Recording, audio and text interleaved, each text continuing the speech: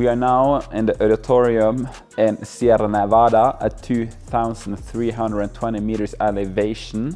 It's week 4, which means it's into the final part of the camp. Sort of the main stake of the camp as well, where we're doing most of the high intensity sessions before heading back to Bergen, and then we'll go to a sea level place for some intensity again before ending up being the first race of the season. We have been through quite a lot of testing. We've been through another round of laboratory testing, measuring everything from changes in efficiency to VO2 max, continuing development of the thermal power project, to aerodynamics, making final plans leading into Paris Olympics. The results we saw in Bergen during the last lab test were that I was having one of my better swim tests in a very, very long time, which is nice. It was actually the first time I managed to finish all the steps, at least since Tokyo, I think. Like normally I'm not able to do the final 500 meter at 1:10 pace. I was pleased with that. Also the run test was a pretty good threshold and responded around the 250k pace. My shape and fitness around there and the stride there was getting better than what it was the previous time in the lab. No, I think the lab testing generally said that even on low volume, I still have a good improvement, and my bike was significantly better than in January. Progression in training volume leads to progression in performance. Even for me, who has been training almost 60% more in the past than what I did before the last lab testing, I still had great improvement just by slowly building. So hopefully I will keep on slowly building until I'm slowly getting on top again. Now when we are up in Sierra Nevada, normally this would be a block where one would start to pivot to training a little bit. But again, what is extraordinary is that the development is still continuing in short, medium and long duration domain for pace and power. And of course what altitude helps us do is we can shift down a little bit the mechanical stress, maintain equivalent or maybe slightly higher metabolic stress, so that basically when we come back to the altitude that we are going to race at, it allows us to have a little bit more surplus to build even more pace and power leading into the races than if we hadn't used it. Altitude training is not as straightforward as one often would think. If the conditions are not optimal, the body won't prioritize it. But secondly also, the body is incredible at regulating and compensating in one area compared to other area in order to sustain a certain performance. Calorimetry is the number 1 priority, and hemoglobin mass sits somewhere underneath here to help promote the calorie need that the athletes need to sustain at altitude. We also see with a very good program, there is actually no loss of hemoglobin mass between altitude camps either. With me in altitude is that I'm able to do very high, or the power and the pace I'm doing here is very close to what I'm doing at sea level. So just before we were leaving for Sierra last time, and also just before we were leaving for Sierra this time, we were doing blood volume measurements, and I was having a pretty good test even before I'm getting up here.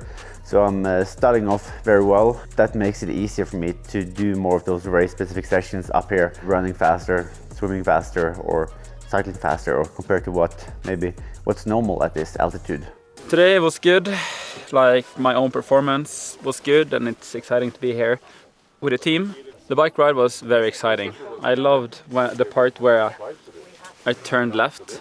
That was really fun, even though it actually was pretty fast here today. I rode maybe like average 299 or 300 in power, and the speed was 42 point something, so pretty efficient.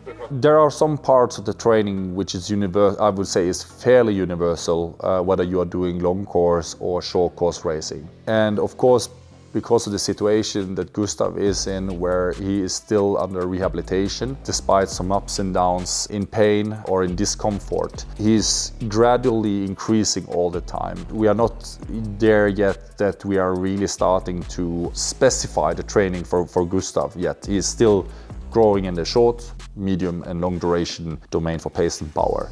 With this training camp, I am slowly building towards getting back to high performance athlete again. Wouldn't say I've been slacking, but it's hard to always be ready and be like in the moment in training, and I have been struggling, and I feel like I have been open with that I'm struggling, and also with my injury. So now I'm building towards being a high performance athlete again. Last training camp, I had basically every second day of rest day. Yeah, it worked out pretty good. I came into the good routines on the on days and could relax my mind and body on the off days. This training camp, I have done almost normal routine, but slightly less volume. So 1 day off, 3 days on, 1 day off, 2 days on. I actually been managing okay. Most of my sessions has been pretty good. Actually today I had a really good session. And it's a good step forward. Kristian, there of course now the focus is the Olympics. That means also that we are gradually bringing more and more in race-specific sessions, even now at the end of the altitude camp, but which we will resume with much higher frequency when we come back to sea level again. Training hasn't really changed too much. It's been a little bit the same as maybe we were supposed to do going into Abu Dhabi, but then halfway through the Sierra camp early this year, I got a little niggle on my foot, so I had to sort of ease off a little bit, and I couldn't do the very high intensity sessions that I would have preferred to have done. So then I pulled back a little bit, and now I'm sort of back again on the gas, where I'm trying to artificially get a higher pace on the run and on the swim by maybe adjusting the brakes a little bit and the distance on the intervals to get a stride that is more suitable for what I have to do in Yokohama, which is more like being able to be more comfortable around the 250 pace on the run, and also improving the swim shape around race pace. Like, it doesn't really matter how well I'm swimming at threshold if I can't lift the pace above or towards VO2 max and VO2 steady state and have the race pace that is needed to have in Yokohama. Kristian have responded very well to the training, and he is still growing in all domains, indicating for me that we still haven't come to that point where he's starting to stagnate. But that means also that actually we have to now, with only 3 months left for the Olympics, we actually have to start to pivot on what I would call a little bit of an unnatural point, because we don't see any stagnation yet. And that also tells me that Kristian can only become even faster. 30 years doesn't seem to be a limit to reach peak performance. Not for Kristian, not for Gustav. Cool, I'm Jordan, Head of Engineering at Body Rocket. Today we are trying to get Kristian ready for the Paris Olympic Games later this year.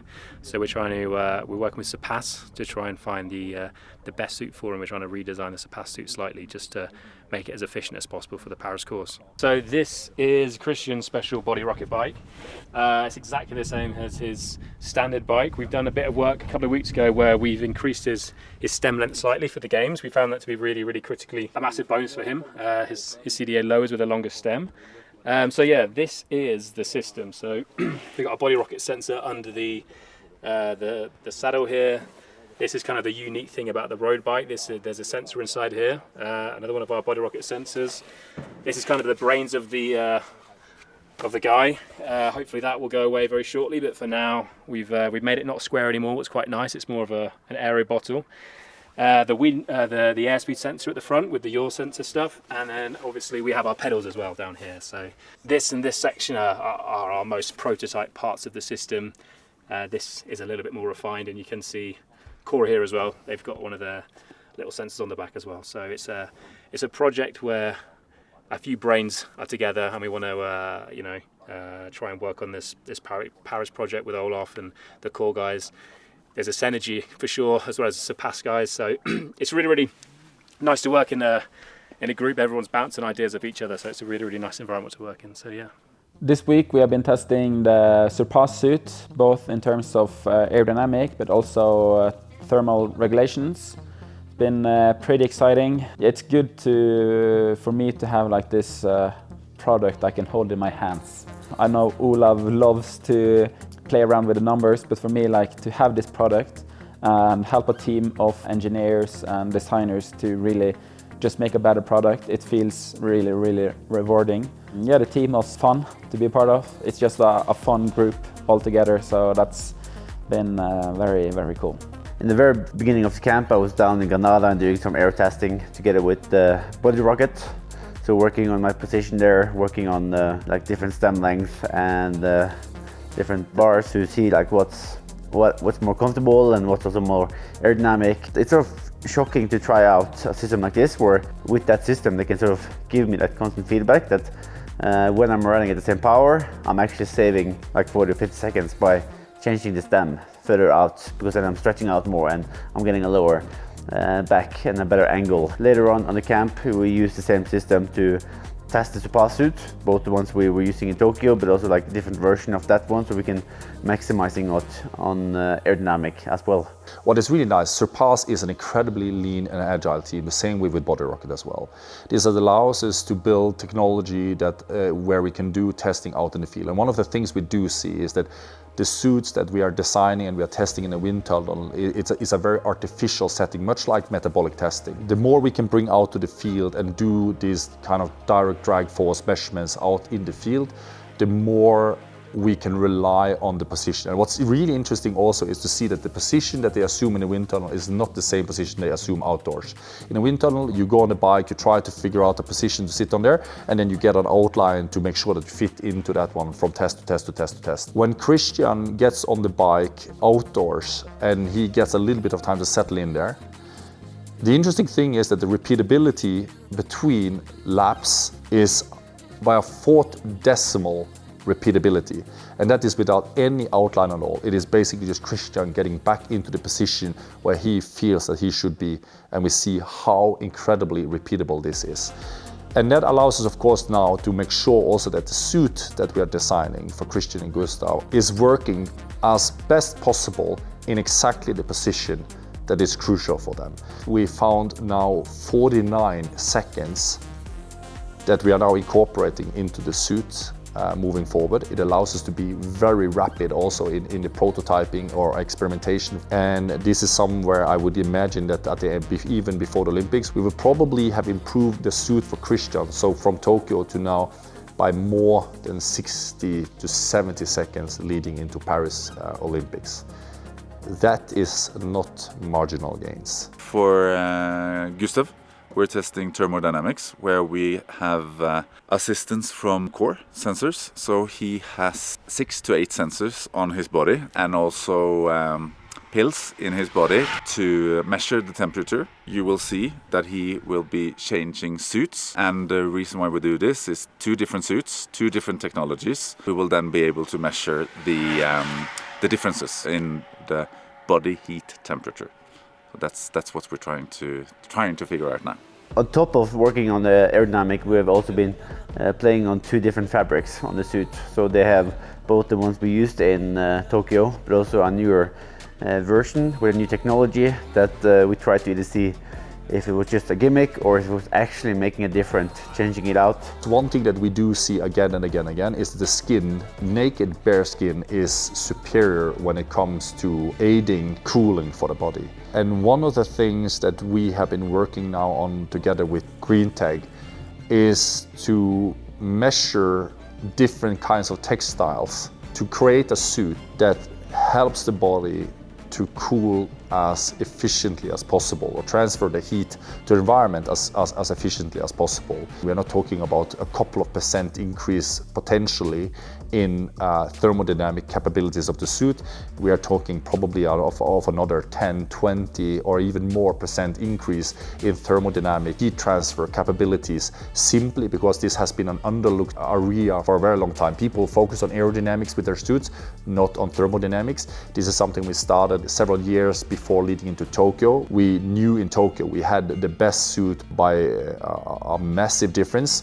And we know also now that the continued gain we are making in this area is just going to make the suit even better than the Tokyo suit. We are still continuing to learn new things, improve our programs, and this is the fun part with it. This is what really motivates me again, is this continued journey into peak human performance and understanding how all these mechanisms are working far beyond what have been understood and established in research literature before.